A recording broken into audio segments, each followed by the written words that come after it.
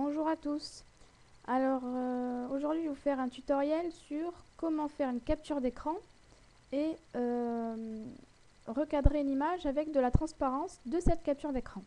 Alors déjà, qu'est-ce que c'est qu'une capture d'écran? C'est tout simplement une image de ce que vous voyez actuellement sur votre écran. Par exemple, si je fais une capture d'écran maintenant, je verrai mon bureau avec ma souris et le logo du navigateur Chrome par exemple.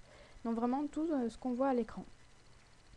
Donc beaucoup de gens le savent déjà, donc je vais pas passer mon temps là-dessus. Donc voilà, c'est cette touche Impr écran qui se trouve à la droite de F12. Donc ça peut différencier, ça peut être différent selon le type de clavier et la marque.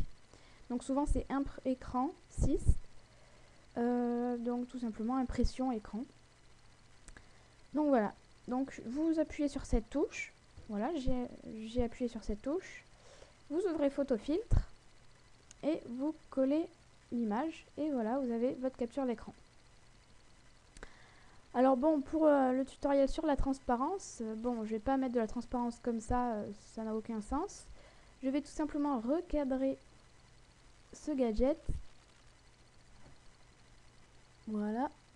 Et ajouter de la transparence. Alors où ça et pourquoi? Ben, tout simplement sur les bords. Parce que là c'est bleu par exemple, le bord il est bleu. Donc si on colle ça sur une page web par exemple, on verra des bords bleus, ça ferait pas joli.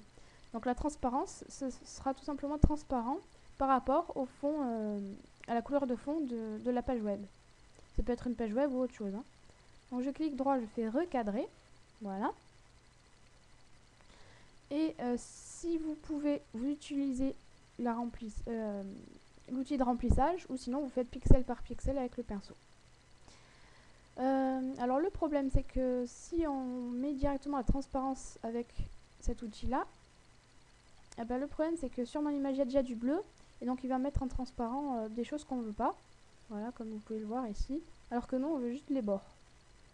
Donc on va faire justement avec l'outil de remplissage et on va mettre une couleur qu'on n'utilise pratiquement jamais, qu'on utilise souvent pour la transparence, c'est ce vert là très clair, ou sinon c'est le rose comme ça. Donc on va prendre le vert, voilà, et on remplit nos 4 coins. Ensuite, on met la transparence, donc vous aurez compris que ce sera ici, et on met aperçu, et c'est bon. Alors la tolérance, ça sert à mettre plus ou moins les nuances de vert par exemple.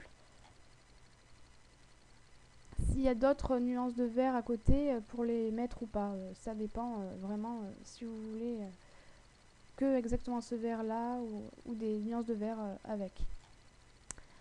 Voilà, donc j'enregistre mon image, je l'appelle tuto, au format PNG c'est le mieux, et j'enregistre. Alors comment on peut voir que c'est bien transparent?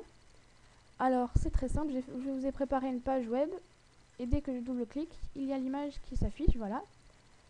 Et donc j'ai mis exprès un fond rouge pour qu'on voie bien que les bords sont transparents et on les voit pas bleus comme ils étaient à la base. Voilà. Allez, c'est fini pour aujourd'hui. Ciao.